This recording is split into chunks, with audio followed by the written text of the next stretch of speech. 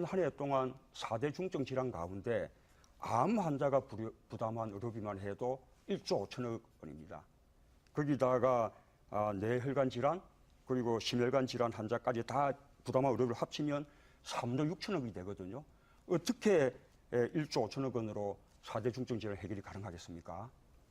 그러니까 이미 건강보험에 적용이 되고 있고 또 되지 않는 비급여 부분에 대해서 더 지원을 하게 되면 그렇게 많이 재정이 소요되는 것이 아닙니다.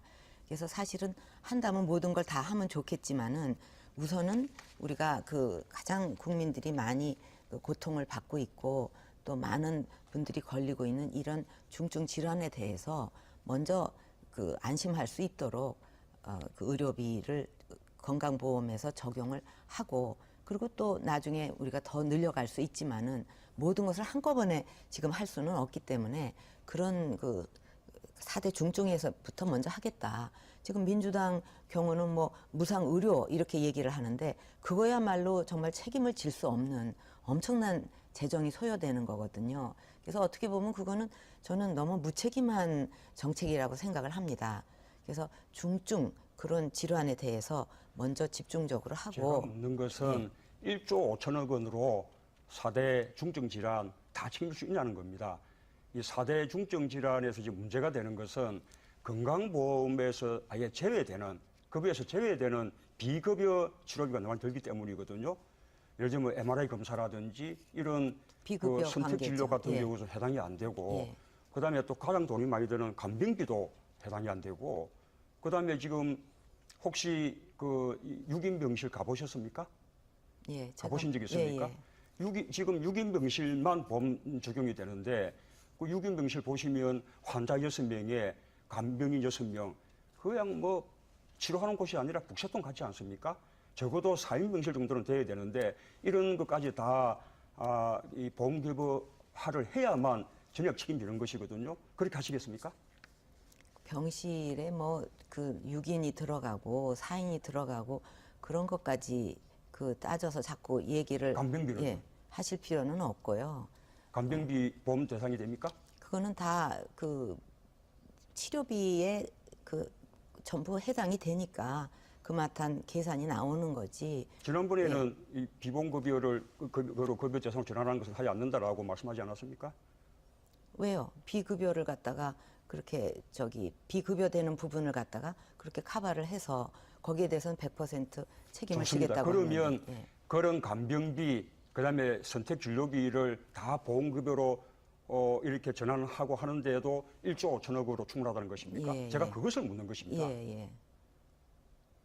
어떻게 충분한지 아까 제가 말씀드렸지 않습니까? 암 치료비만 본인 부담비가 1조 5천억인데 어떻게 4대 질환을 가능하겠습니까? 암 질환만 갖고 1조 5천억이 든다고 생각 안 합니다. 그거는요. 거기서 계산을 좀 잘못하신 것 같아요. 지금 이 참여정부에 이르기까지 우리가 대학 교육의 어떤 경쟁력 강화라든지 이런 데에 더 우선을 두면서 대학 등록금이 많이 오른 거 아닙니까? 그에 대해서 제가 여러 번 사과 말씀드렸고요. 그에 대한 반성 때문에 나온 것이 반값 등록금 공약이지 않습니까? 그 공약을 박근혜 후보님이 먼저 하셨거든요. 그랬으면 이명박 정부 때 실천을 하셔야 되는 거 아닙니까?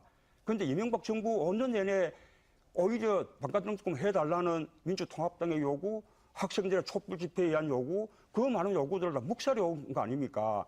이제 선거 때 와서 반값 등록금 하겠다는 건데 그것도 등록금 자체를 낮추겠다는 것이 아니라 장학금을 늘려서 반값 등록금 같은 혜택을 주겠다라는 것이거든요. 그러니 앞뒤가 안 맞지 않냐라는 것입니다. 근데 이 대학 경쟁력 때문에 이렇게 올랐다고 지금 말씀을 하시는데 실제로는 왜 그렇게 엄청나게 대학 등록금이 참여정부 시절에 폭등을 했느냐.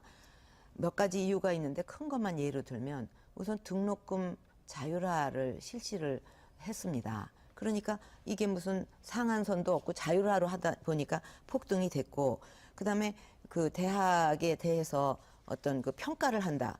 이런 명분을 가지고 그 평가 기준을 또 어디다 뒀냐면 어떤 소프트웨어적인 것이 아니라 시설 위주로 했어요.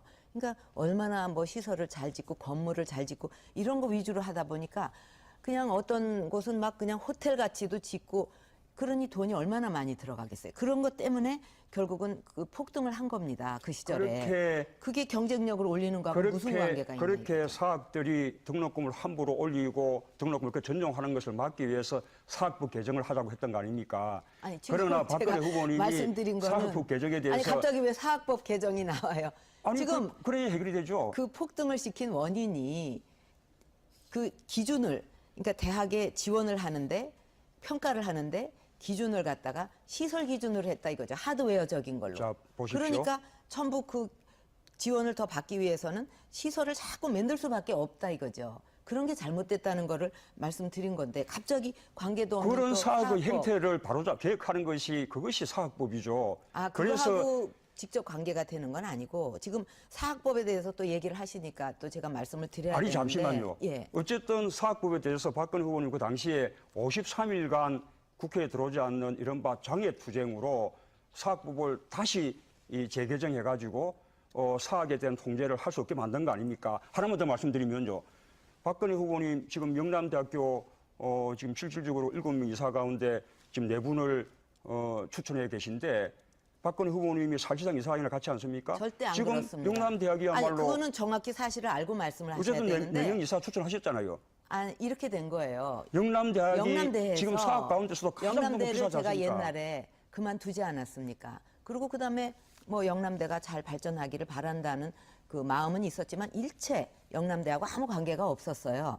근데 영남대에서 이제 그 동창이라든가 학교라든가 이런 곳에서 다시 좀 그 지난번에 이사를 했던 사람이 좀 추천을 해달라. 그래서 저는 그런 거 이제 그 추천 안 하겠습니다. 그랬는데도 계속 학교 발전을 위해서 해달라고 해서 제가 개인적으로 한 게 아니라 대한변협이라든가 또 의사협회 이런 데다가 좋은 분 좀 추천해 주세요. 해가지고 거기서 추천한 분들을 제가 추천을 해드리고 그다음에 일체 그 영남대에 저는 관여를 하지 않았습니다. 근데 제가 실질적으로 후보님은 이제 자유토론 발언 시간을 다 쓰셨습니다. 자, 그렇다면 지금 박근혜 후보님 말씀은 참여정부 때 등록금이 많이 올랐으니 이명박 정부 때 반값 등록금 안 해도 괜찮았다. 그 전혀 말씀입니까? 그렇게 말씀드린 거 아니죠. 아니 지금 갑자기 왜 이명박 정부 때 반값 등록금 실천 안 했냐라고 하니까 그거 잘못됐다고 제가 지금 그랬죠. 참여정부 때 이야기 하지 않습니까? 약속 지켰어야 된다고 그랬죠, 제가. 그거 잘못됐다고 그러지 않았습니까? 참여정부 때 등록금이 지금은 참여정부 이제 때까지 문의원님 지금 발언 시간이니까 등록금이 그렇게 그냥 올랐기 물어보는 발언 때문에 계속 하시고요. 반값 등록금이 대두된 것이죠.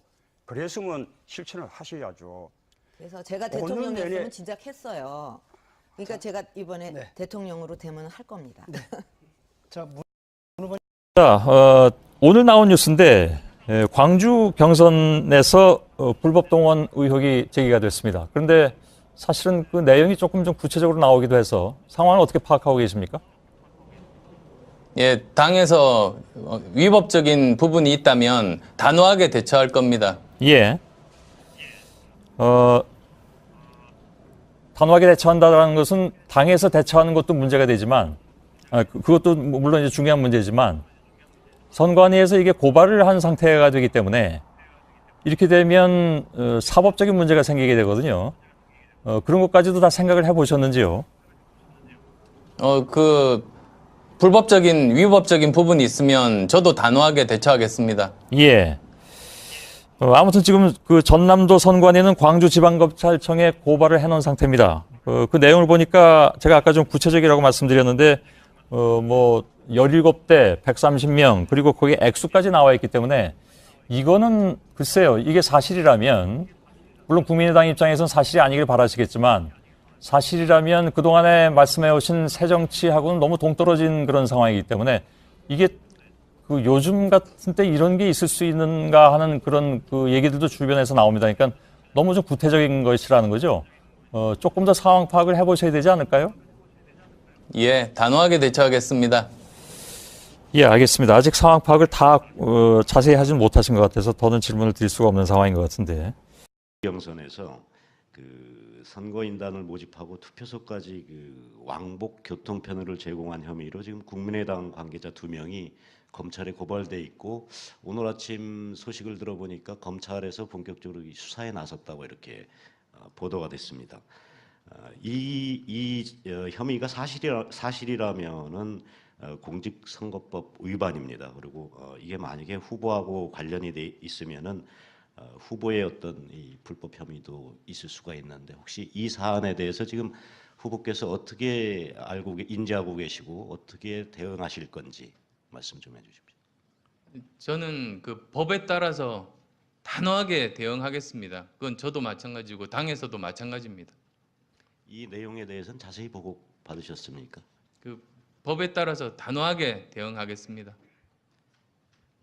그러니까 이 내용, 이 검찰 이 선관위에서 발표한 이 혐의 내용 자체는 알고 계시는 겁니까? 그럼? 저는 자세하게는 모릅니다만 법에 따라서 단호하게 대응하겠습니다.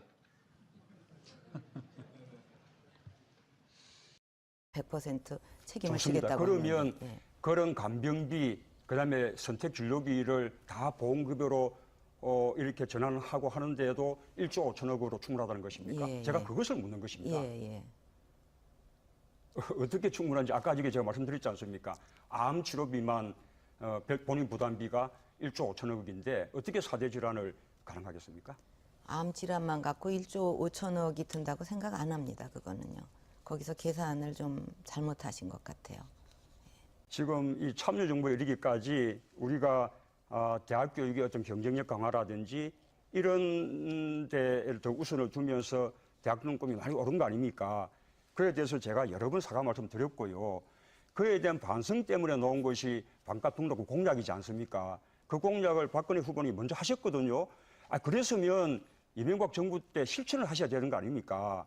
그런데 이명박 우리가 더 늘려갈 수 있지만은 모든 것을 한꺼번에 지금 할 수는 없기 때문에 그런 그 4대 중증에서부터 먼저 하겠다.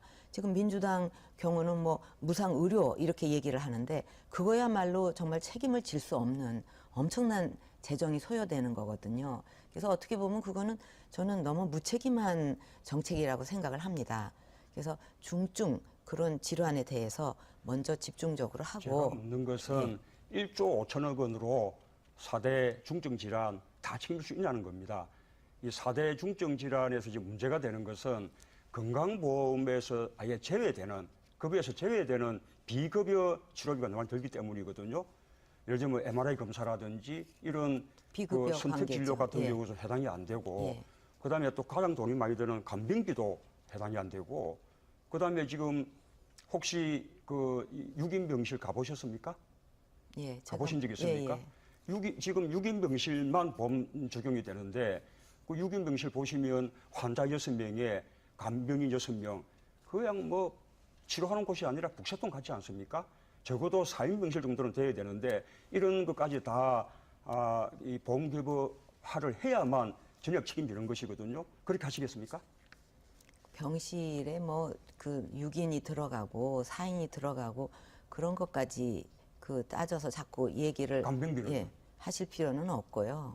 간병비 보험 대상이 됩니까? 그거는 다 그 치료비에 그 전부 해당이 되니까 그마탄 계산이 나오는 거지. 지난번에는 이 비보험급여를 그로 급여대상 전환하는 것을 하지 않는다라고 말씀하지 않았습니까?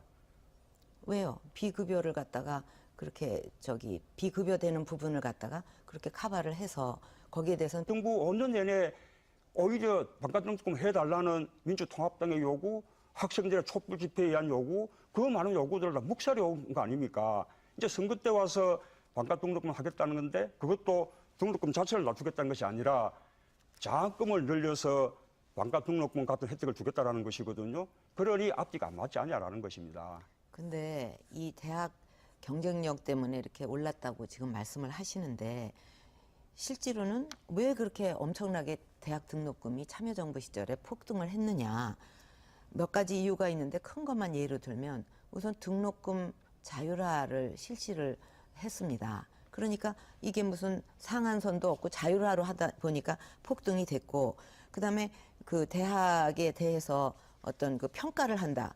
이런 그 명분을 가지고 그 평가 기준을 또 어디다 뒀냐면 어떤 소프트웨어적인 것이 아니라 한 해 동안 4대 중증 질환 가운데 암 환자가 부담한 의료비만 해도 1조 5천억 원입니다.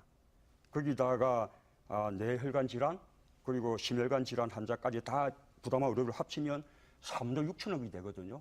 어떻게 1조 5천억 원으로 4대 중증 질환 해결이 가능하겠습니까? 그러니까 그 이미 그 건강보험에 그 적용이 되고 있고 또 그 되지 않는 그 비급여 부분에 대해서 더 지원을 하게 되면 그렇게 많이 재정이 소요되는 것이 아닙니다.